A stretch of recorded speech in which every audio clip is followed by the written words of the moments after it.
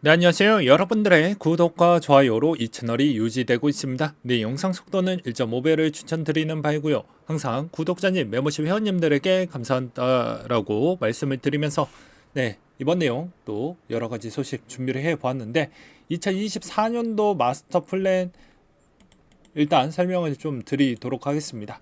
피터 브렌트 비트코인 내년 하반기 최고점 경신 가능성이 있다. 라고 해서 피터 브렌트가 리플하고 뭐 비트코인 이야기 좀 많이 하잖아요. 그래서 24년도 자기가 보았을 때 관점으로는 3분기 사상 최고점을 경신할 수 있는 가능성을 이야기를 좀 했다고 합니다. 그리고 대부분 뭐 우리가 알고 있는 뭐 스탠다드 차트도 마찬가지로 이야기를 하고 있고요. 그 다음에 그 다음으로는 모건 스탠리도 마찬가지로 좋은 이야기를 많이 해주고 있는 실정입니다. 다들 목표값 추이를 상당히 높게 가져가고 있는 게 되게 재밌지만 최근 동향을 보게 되면 또 스탠다드 차트는 수탁 서비스를 진행을 하고요, 내년에. 그 다음에 모건 스탠리는 말 그대로 그레이스케일에 있는 GBTC를 투자를 하고 있는 또 형태이다 보니까 어떻게 보면 이걸 약간 좋은 순기능도 있지만 역기능 측면도 같이 볼 필요성도 있다. 그리고 24년도 마스터 플랜 형태를 다시 한번 되돌아서 본다라고 하면 여기에서도 보시다시피 이 절대값이 예상 절대값이 절대로 맞지는 않지만 대략적으로는 그래도 우리에게 줄 수 있는 시그널은 알 수가 있잖아요. 생각보다는 조금은 약세가 더 있을 수 있고 아닐 수도 있다. 뭐 요 정도. 그리고 대략 이 기간이 편차는 조금은 발생하지만 그래도 얼추 기간도 대충은 맞아 떨어진다. 라는 추이로 본다라고 하면 앞으로 남아져 있는 기간 안에 반감기 이후의 포지션에 분명히 변화점이 나올 것입니다. 그렇기 때문에 우리는 뭐 어찌 됐든 간에 반감기 이후 때까지는 뭐가 됐든 간에 계속 버텨 나가야 좋은 이야기를 좀 들을 수 있다라는 것과 그 다음으로는 이제 내년에 여러 가지 이슈들이 좀 많이 나오게 되는데 특히나 연금이 좀 많이 녹았죠. 그래서 불만이 많아지는 미국인들이 분명히 나올 것으로 보여집니다.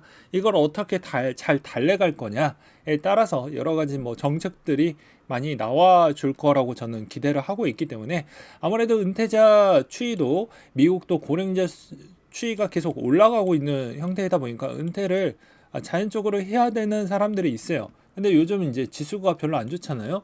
그럼 분명히 불만이 많이 나올 것입니다. 그럼 어떠한 특정 정책으로 충분히 우리에게도 또 같이 반사적 이익을 가져다 줄 수 있는 여러 가지 소식들도 분명히 나와 줄 수도 있기 때문에 그런 점을 우리는 좀 기대를 해보자 라고 설명을 드리고 싶고요. 그 다음으로 또 본다라고 하면 크립토 콘 같은 경우에도 과거에 이런 이야기를 하기도 했습니다. 이 지표 궤도에 오른다라고 하면 25년도 말에 사이클 정점이 될 거다. 그러니까 아무리 힘들다라고 해도 24년도 반감기 이후까지는 좀 보고 그 다음에 25년도 때까지는 뭐가 됐든 간에 진짜 내가 속았다라고 해도 일단은 한번 25년도 때까지는 지켜보자 라고 말씀을 드리는 바입니다.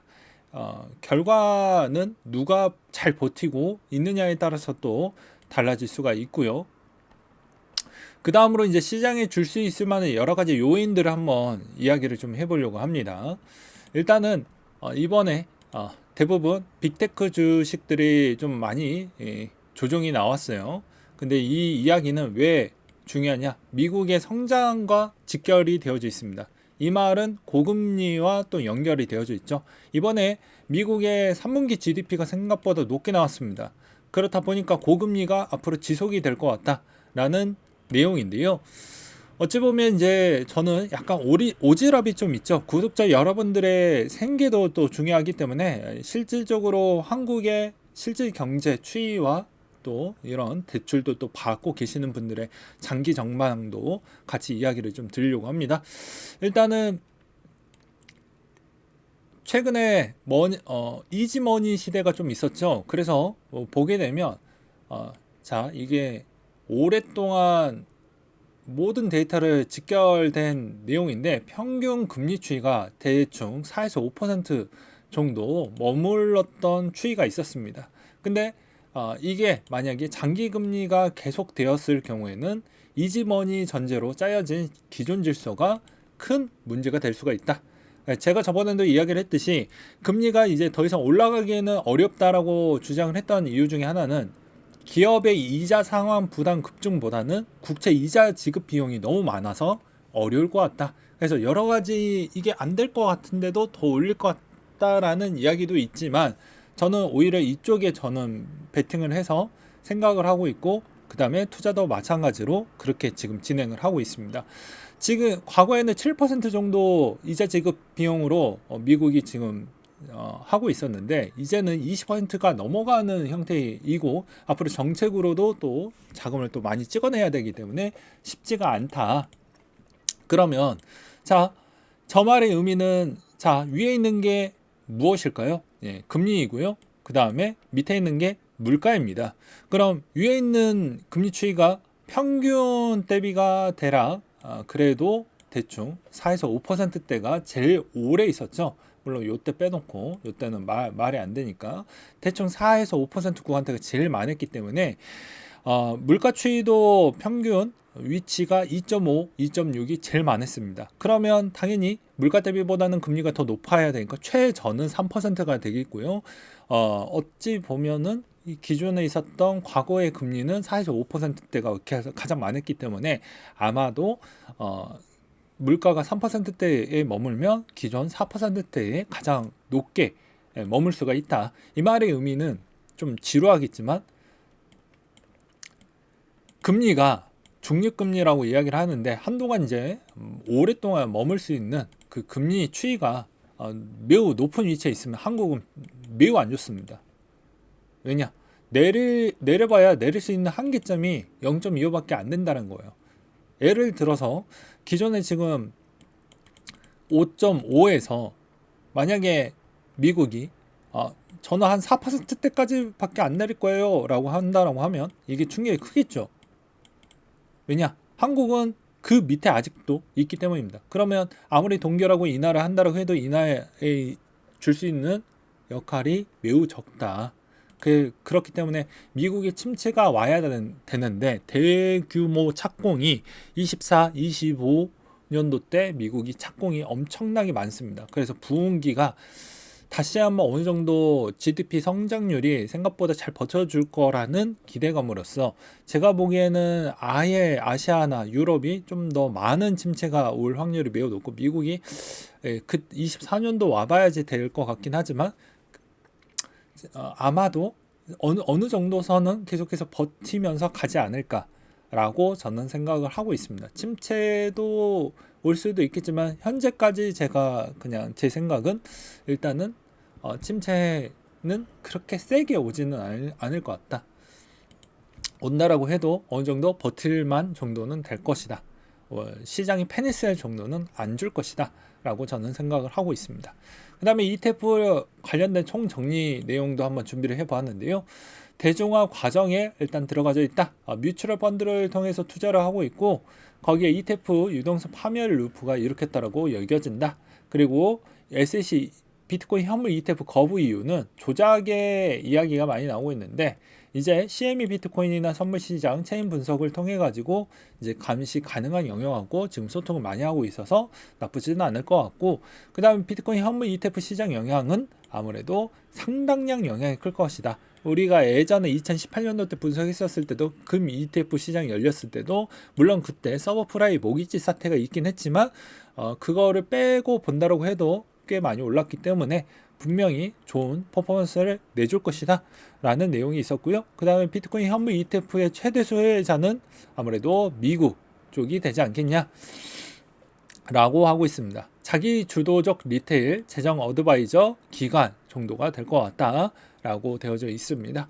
그 다음으로 비트코인 현물 ETF 보안의 회의론 부분도 나오고 있는데 스탁 부분 이미 다 금융기관들이 천천히 준비를 하고 있죠. 그래서 크게 문제되진 않을 것 같고, 그 다음에 ETF 타임라인이라고 해서 이제 ETF가 되면 아무래도 이더리움 ETF가 될 것이다 라는 이야기가 분명히 나올 것이기 때문에 아무래도 이게 시차가 분명히 조금은 그러니까 시간차가 분명히 나겠지만 그럼에도 불구하고도 일단 비트코인 ETF가 되면 언젠가는 이더리움 ETF도 될 것입니다. 그럼 코인베이스는 당연히 여러 가지 효과로도 수수료 중개 부분하고 그 다음에 ETF 부분의 또 연계 구도의 이득을 가장 많이 받는 되기 때문에 나쁘진 않겠지만, 최근에 동양의 게리 겐슬러 한마디가 있었는데요. 사기, 파산, 돈 세탁 아직도 집요하기 많다. 그래서 나는 좀 걱정이 된다. 그러면서 이제 ETF 질문에는 또 쏙 빠져나갔습니다. 현무 ETF 관련된 규제 기간 다음 단계에서 묻는 질문에 직원들은 다음과 같이 이야기를 했는데요. 어차피 나는 별로 신경 안 쓴다. 직원들이 알아서 일을 하고 보고서 올려둔 거 보고 판단하겠다라고 약간 잠깐 어떻게 보면 말을 회피했다라고 볼 수가 있겠죠. 최근에 ETF 신청 현황을 본다라고 하면 이제 지금의 동향을 본다라고 하면 분위기는 좋죠. 근데 웃긴 건 뭐냐? 매 달마다 이렇게 이제 나오다가 지금 텀이 2달이 생겼어요. 예. 2달이 생겼으니까 올리기가 편하겠죠. 제가 저번에도 이거 강조를 많이 했는데, 그러면 이제 마감 기간일이 나왔던 측면에서 서서히 약간씩 변화점이 분명히 나올 것 같습니다. 물론 이제 최종 기간은 4월 달로 명기가 되어져 있으니 뭐 이것도 좀 봐야 되겠죠. 물론 해시덱스, 플랭클린 이런 쪽은 저는 별로 신경은 안 씁니다. 이걸 좀 제끼고 볼 필요성이 있다라고 생각이 듭니다. 그 다음으로 이번에 CME 갭이 채워져서 아무래도 CME 갭이 채워지고 난 뒤에 더 추가적으로 또 충분히 나중에도 채우고 더 갈 거냐 말 거냐 이런 부분이 있긴 하지만 결국에 이 부분 채우고 갈 것 같다라는 내용이 다수였고요. 그 다음으로 에이다 개발사 알고랜드 팀 점 임원을 CEO와 COO로 임명을 좀 했다라고 합니다. 그 다음으로 이번에도 청산 비중이 워낙 높은데요. 여러분들이 단기간에 빠르게 회복하기 위한 부분은 여러분들의 능력치와 시간과 비용과 절실함과 얼마나 진짜 피 깎는 노력이 절묘하게 잘 맞아 떨어져야지 기존에 있었던 복구 능력도 생각보다는 더 빠르게 될 수도 있지만, 이건 아무나 주는 능력치를 주는 게 아니죠. 자기가 얼마나 하느냐에 따라서 달라지는데, 지금 시즌에서 이제 더 이상 이러면 안 됩니다. 절대로. 왜냐?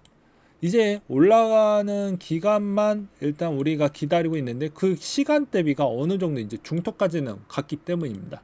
여기서 더 이르면 이제 뭐 아무것도 없어요. 말 그대로 회복하기가 진짜 어려워집니다. 그러니까 뭐가 됐던 간에 선물은 저번에 교육력 부분으로 라이브 방송으로 충분히 제가 설명을 드렸기 때문에 이번 내용 이야기 안 하겠고요. 플로키 스테이킹 관련된 이야기가 있는데 사기 부분도 같이 존재를 한다라고 하니까 잘 조심하시길 바라겠습니다. 이번에 이제 남아져 있는 일정 대충 보면 이제 11월 달에 에이다, 그 다음에 리플, 그 다음에 바이낸스, 업비트 뭐 등등 이런 소식들이 있으니 잘 챙겨보시길 바라겠습니다. 네, 이상으로 마치도록 할게요.